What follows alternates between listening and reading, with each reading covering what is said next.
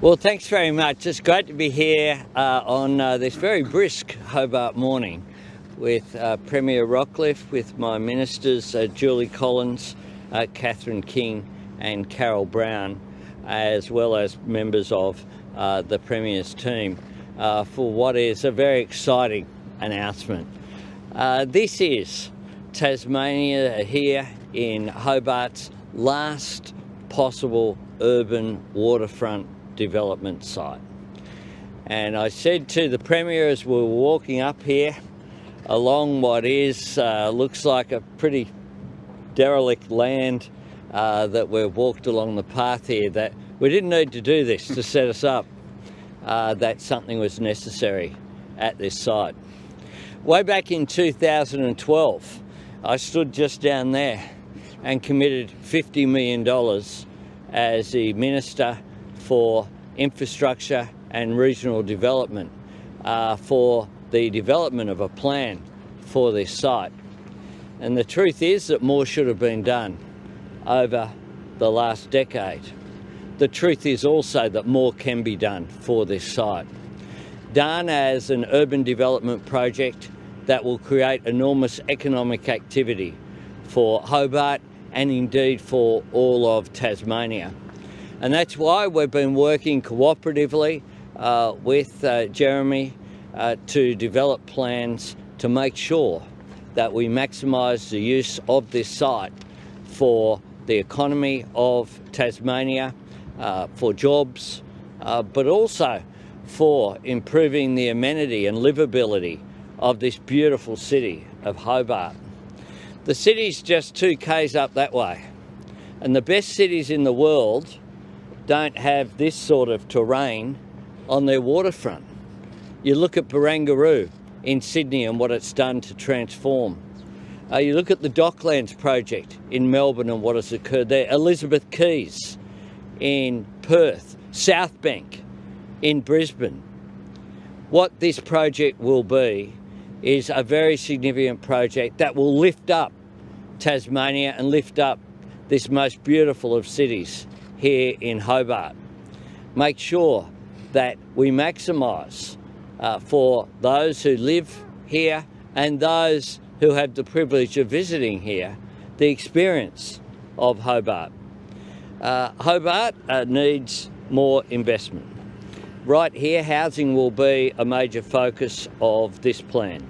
Crown land at Regatta Point will be developed through a private-public partnership, including affordable housing, housing for essential health workers so close to the hospital facilities here. The government advises that some 4,200 jobs are expected to be created during construction of the precinct, and that when Tasmania hopefully has its own AFL team, as it should,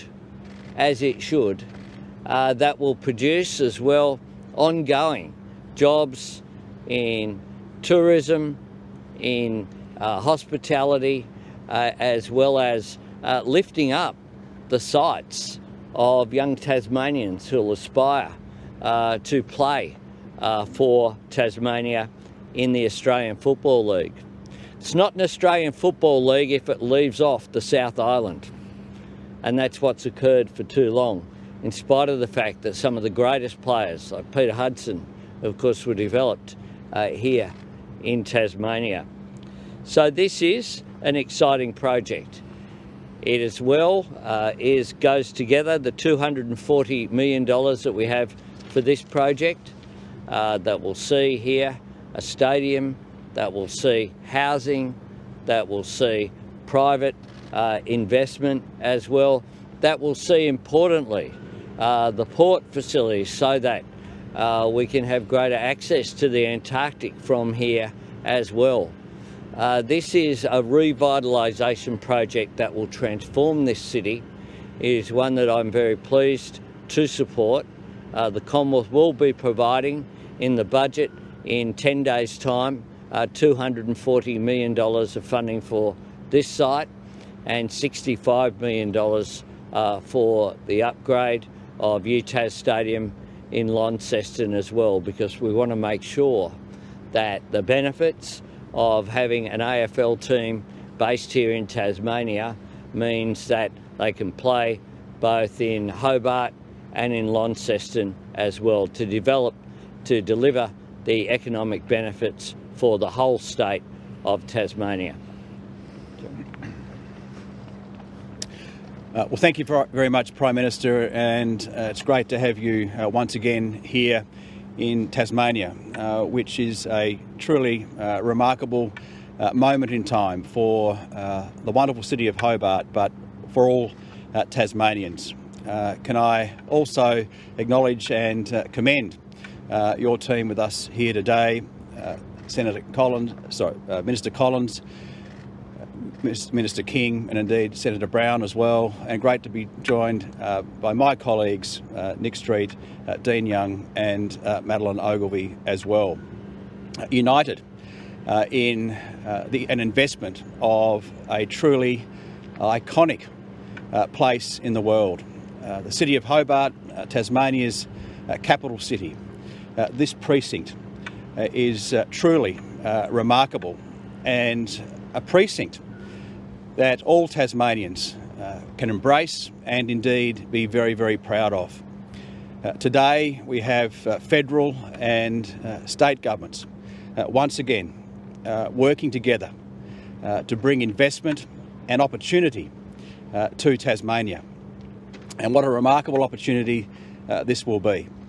A $240 million contribution from the federal government to add to our significant investment to transform this site, ripe for development. An urban renewal project like no other that has ever been seen here in Tasmania, where we can unlock potential, where we can build a world-class multi-purpose entertainment and sporting venue, where all Tasmanians can enjoy, all Tasmanians can come here and be entertained and watch their favourite footy team, which will be their own Tasmanian AFL team, after decades of wanting, hoping and dreaming to have our own side. But this is more than just a multi-purpose sporting and entertainment venue. This is an urban renewal project of which will unlock potential for housing, unlock potential for small business, entertainment, sport, but also bring together a significant transport infrastructure. The Northern Transit Corridor, for example, unlocking the ferry potential. And it's fantastic that just in its first year operation, we have a ferry network that 110,000 Tasmanians have been able to enjoy and get to work on. This is just a very small part of what could be an enormous opportunity in terms of urban transport precinct renewal. And it's fantastic that we will have in the not too distant future, Tasmanians will gather here. This will be a place of great enjoyment, reflection. There will be Tasmanians that set up small businesses here, create opportunity for themselves and indeed their families, and Tasmanians will also live here as well. This is truly a historic moment when it comes to the federal and state governments working hand in hand on a significant urban renewal project that all Tasmanians can be truly proud of.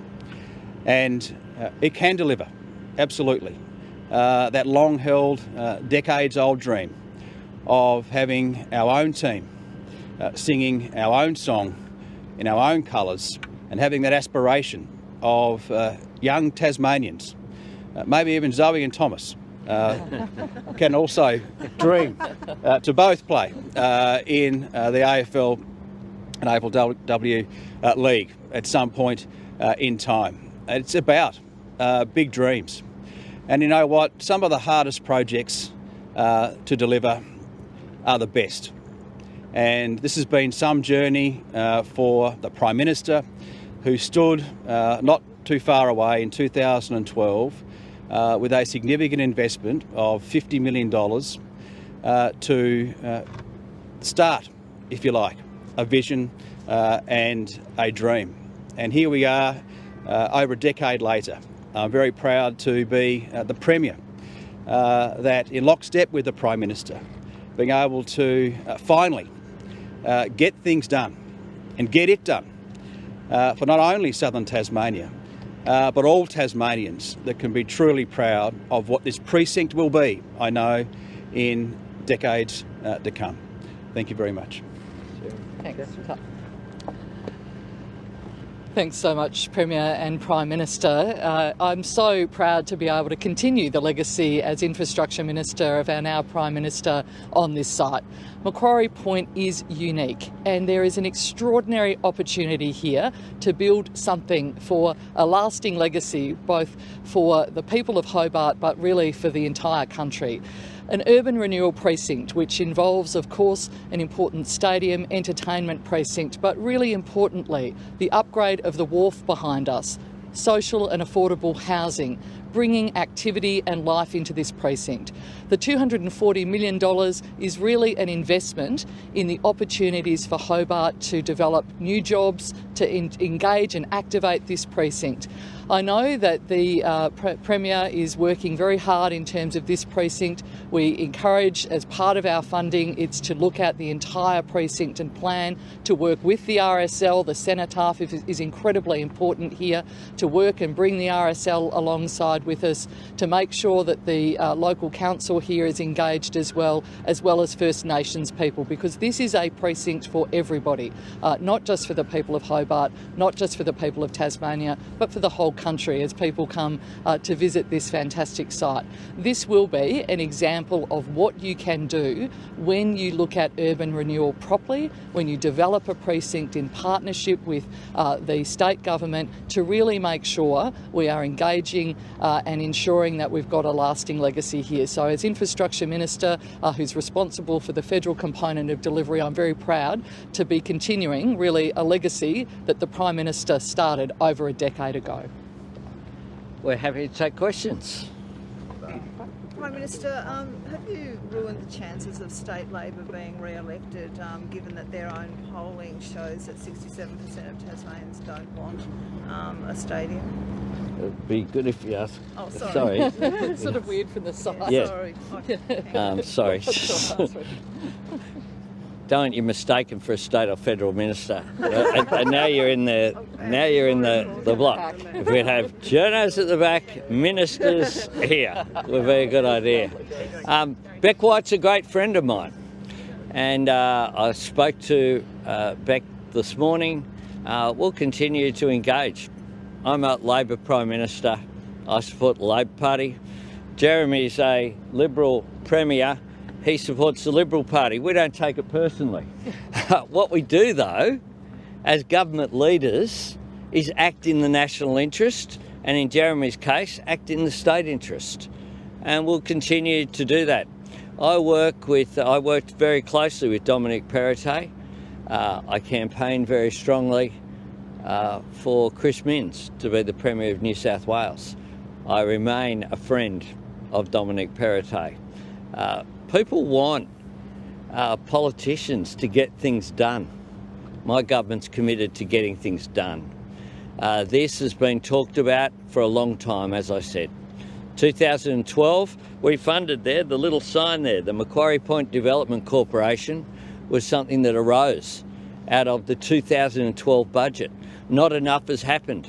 If people think that this is an acceptable use of this waterfront site, well, that's a good argument. What I say is that we can aim much higher, and we can aim for a facility that will have the national AFL with the Tasmanian-based team playing here and playing at UTAS, that can aim for this site being used for concerts, for conferences here. I launched my campaign at Optus Stadium in Perth.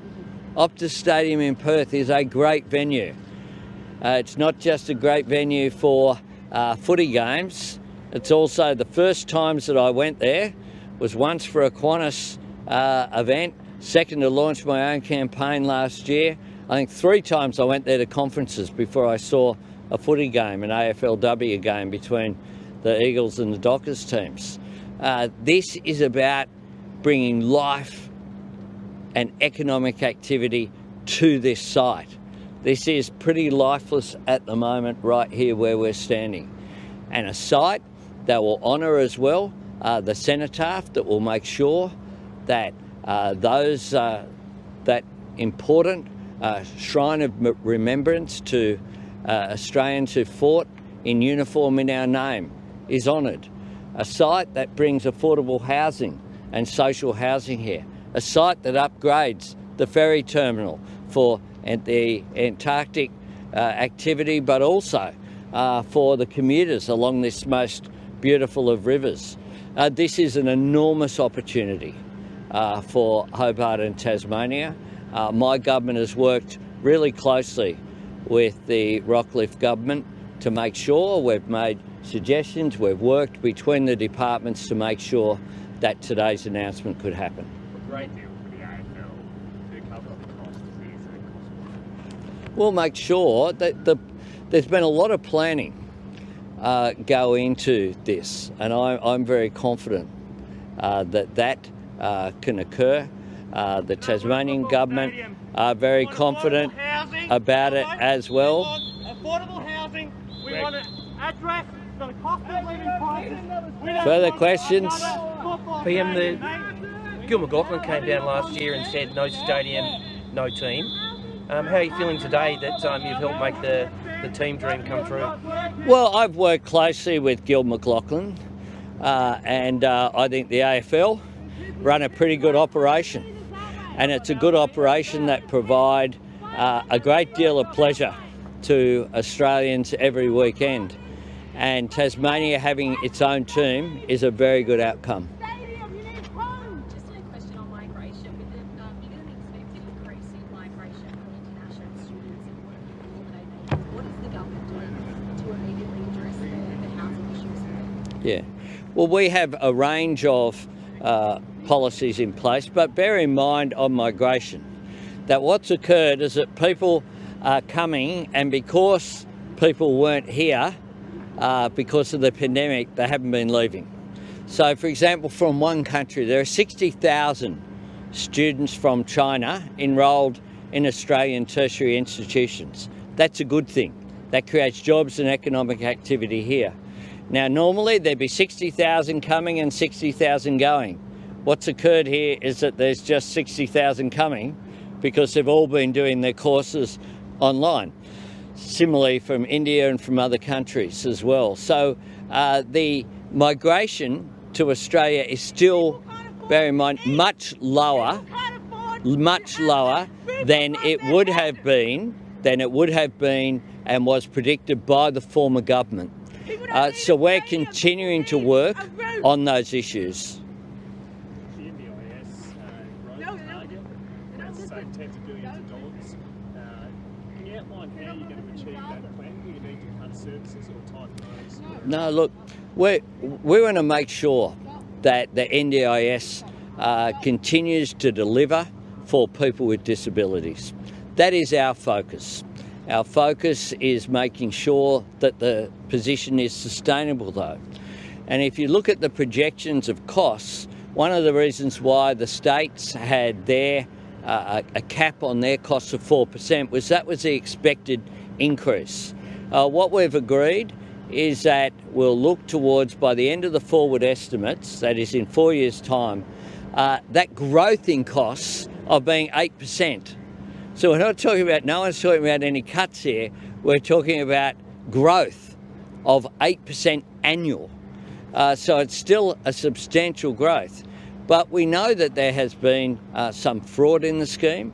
We know that there is various things that need to be looked at in order to ensure that every dollar of taxpayers' money, that Australians can have the confidence that it's going into improving the lives of people with disabilities, not going into the profits of a provider of equipment that's increased the costs by many times because it's been approved for use in the NDIS, for example.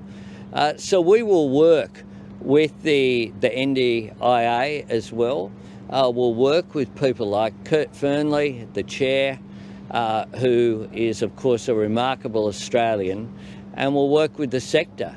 We want to make sure that everyone who needs support is getting it, but we want to make sure as well that every dollar that's put into the scheme is making a positive difference, and we're confident that we can do that. Prime Minister, we've just heard from some disgruntled, likely residents here in Hobart. Was there much consideration at upgrading other facilities, or was it always Macquarie Point? Well, this is a site. If you can suggest a site that's equivalent to this on the waterfront of this size, that's equivalent to this for an urban development project, I'd be happy to look at it. But at the moment, right around Australia, you know what?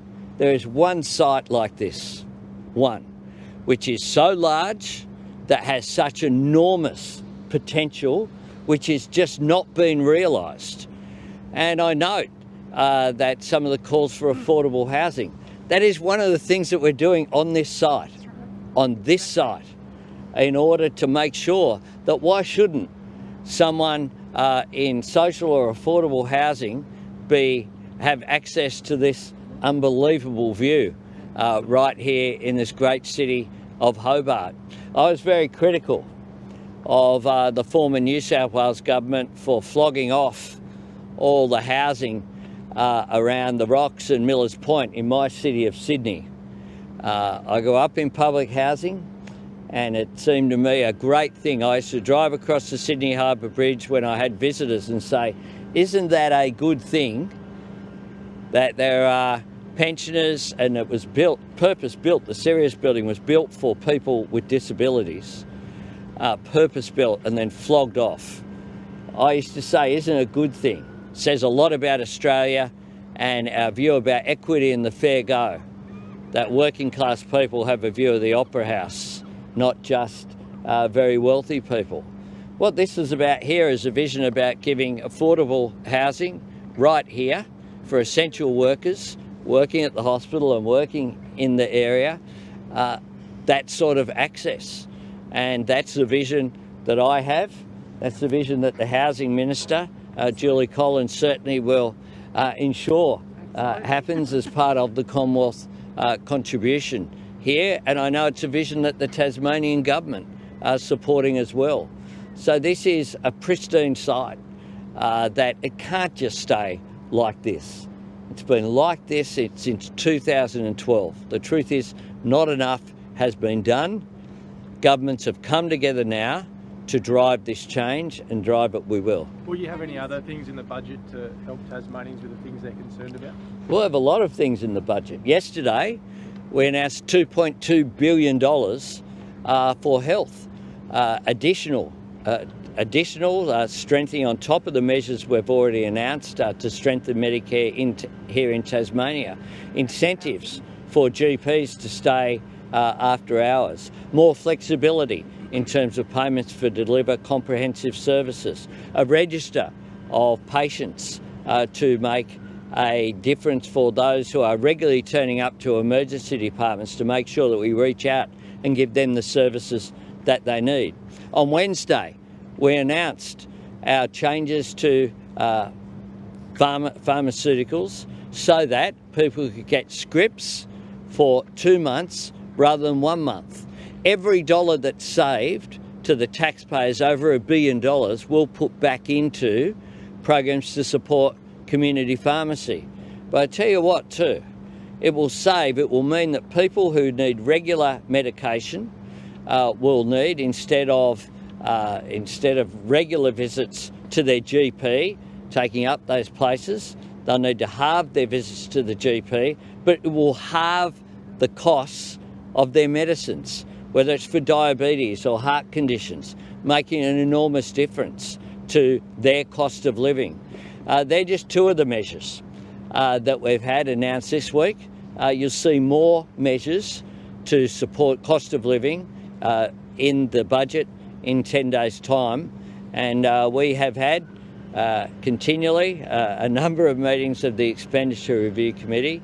I'm very proud of the budget that we've put together, which is about taking pressure off the cost of living, but is also about showing our responsible economic management to make sure we put that downward pressure on inflation, which is necessary. We saw the figures this week with inflation continuing to be in decline, giving hope that our prediction and the prediction of Treasury that inflation had peaked at the end of last year will continue.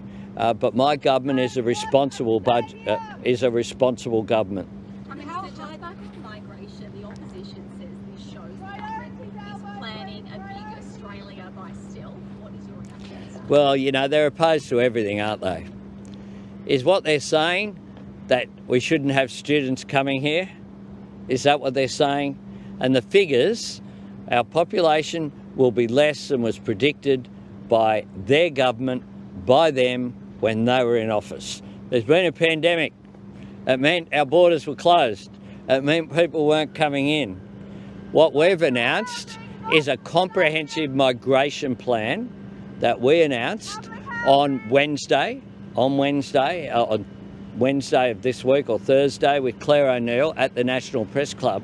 The truth is, our migration system that we inherited was a bit of a mess. There were 1 million people in the queue for visas. What we're doing is making sure we've reduced that by half, but we're also making sure that we get more permanent residents here, and we make no apologies that what we're doing is getting rid of the idea that people can be temporary migrants on a permanent basis, and making sure that we give people the security that is necessary.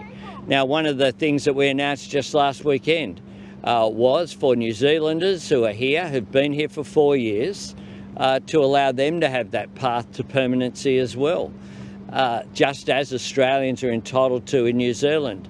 But we've said, if you look at the measures that we've put in place that we're calling for, it will actually mean less migration than was envisaged, but it'll be the right migration that makes the right contribution to the country.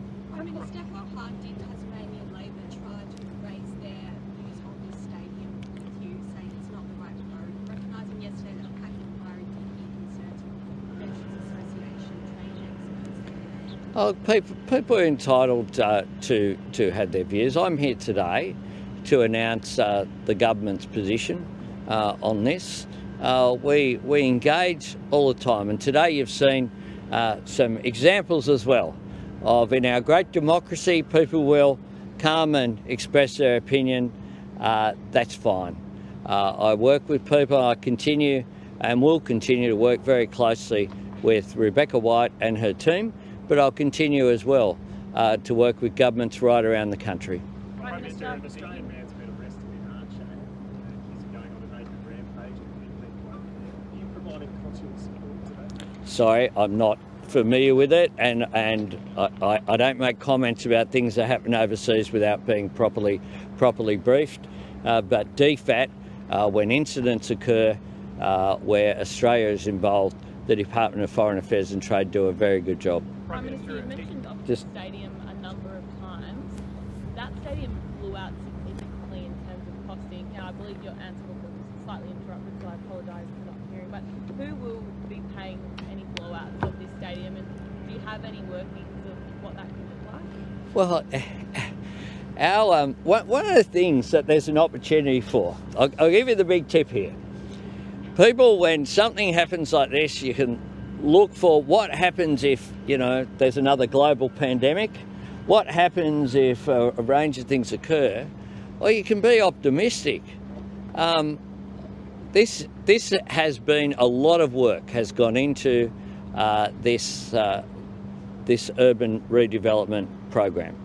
A lot of work, costings have been done. They've been done by departments. Our contribution is capped, as the Commonwealth contribution always is, for something like that, but I have confidence that the Tasmanian government will be able to get this project right. Prime Minister, it might be a question for the Premier. Has there been a guarantee given to the AFL they won't need to put in any more than 15 million if it's more than 750? You want Jeremy?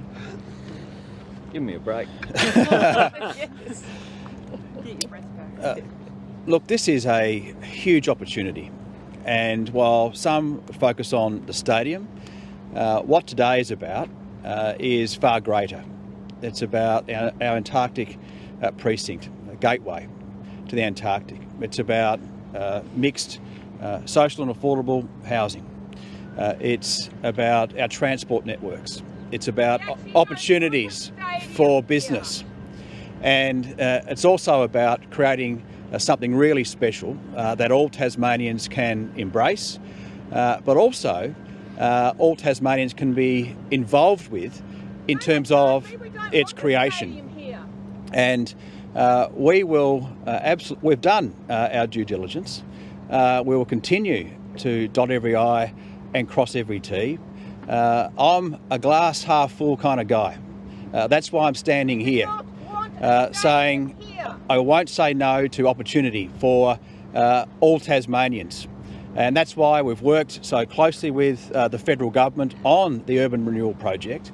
But also that's why I've worked so closely with the federal government on improving our primary healthcare services as well. Housing, the investment that we are putting in to housing and health, public safety and education into Tasmania. All those things continue and more. But what is important is that we're here today with a federal Labor government, a Tasmanian Liberal government, working together in the best interests of all Tasmanians, and we will continue to manage this project with an inch of our lives to ensure we dot every I, cross every T, to bring this home. And we will.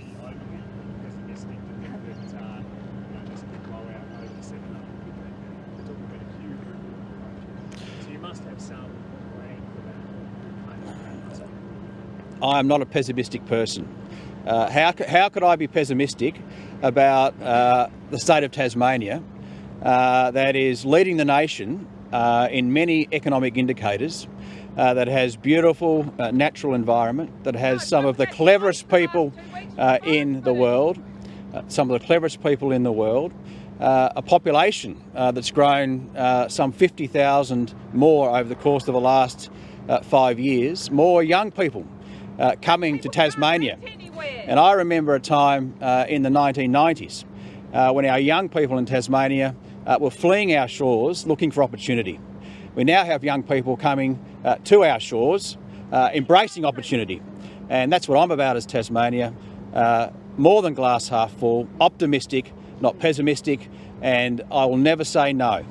And I will always embrace an opportunity for Tasmania, and that's exactly why I've worked so hard on this project, so hard on securing a once-in-a-lifetime opportunity for this project and indeed an AFL team, and working with the federal governments to ensure that every single Tasmanian has the best of opportunity to live here, to work here and to raise a family here. And last question here. Are you going to Carl Sandland's wedding still, and will you be DJing? Well, we're on the big picture now. Kyle, when Kyle talked to me, I remember having a discussion. Let's talk about housing, Prime Minister. Do you want to?